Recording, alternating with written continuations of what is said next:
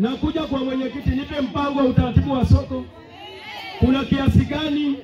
Umesoma mapato kwa nini? Aya, kesho tunaanza kujenga. Una tofali, sulishatangisha. Si una mapato ya kijiji. Hapo ndipo tutakapoanza kandanda. Nilishasema habari ya akina mama kwenda na mipira, sinishakuja kuzungumza. Sitaki kurudia kule. Kula ya mwaka huu hapa. Jina la kwangu la Joseph Ninde ni namba 1. Na niwaambie, ogopa sana wananchi. Kuna mambo yanafanyika ya ovyo. Ziwani kule, huku ziwani huku, kuna wazazi wetu kabisa hawana hata pa kwenda, wanatafutia mboga. Lakini mtu anavua korokoro, unasema kata leseni. Korokoro, kata leseni. Hivi tunakwenda wapi? Jana naenda kutafuta mboga, akata leseni, leseni ya 50. Mboga zinazotoka korokoro 50. Hazitoshi hata familia. Kwa hiyo nasema kata leseni. Alafu diwani upo. Unaona ni sawa. Tukiongea wanasema tunatukana. Nataka niwaambie, hakuna mtu mtetezi zaidi ya diwani. Kuna miradi tunayoanzisha sisi wenyewe. Kwa mfano soko. Kazi yetu ni kujenga mpaka usawa wa Linda. Sasa tujenge usawa wa Linda. Kama mimi ni diwani nione kama ataninyima hela. Tujenge mpaka usawa wa Linda. Kama mimi ni diwani nione atakayeninyima hela ni nani. Kwa sababu najua kwa kupita. Msitishike. Msiumizwe. Wala msihofu. Na hizi kelele hizi mpaka saa 1 wa kutoka hapa, wa kukimbia atakuwa ameshaanza kukimbia.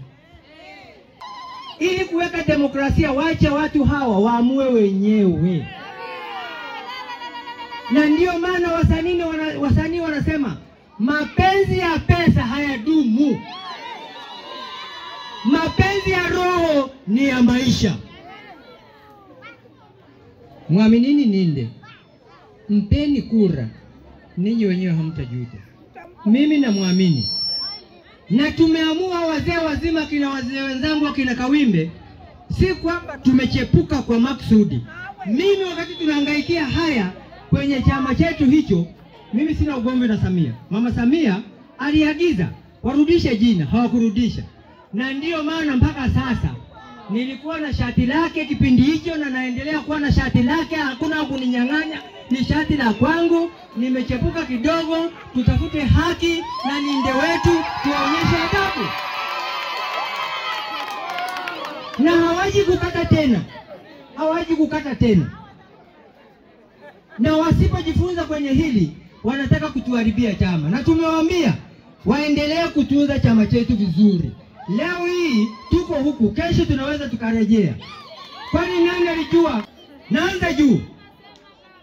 Tuna mkuu wetu wa mkoa, Makongoro Nyerere, mtoto wa Nyerere, alienda NCCR, akapata ubunge Arusha.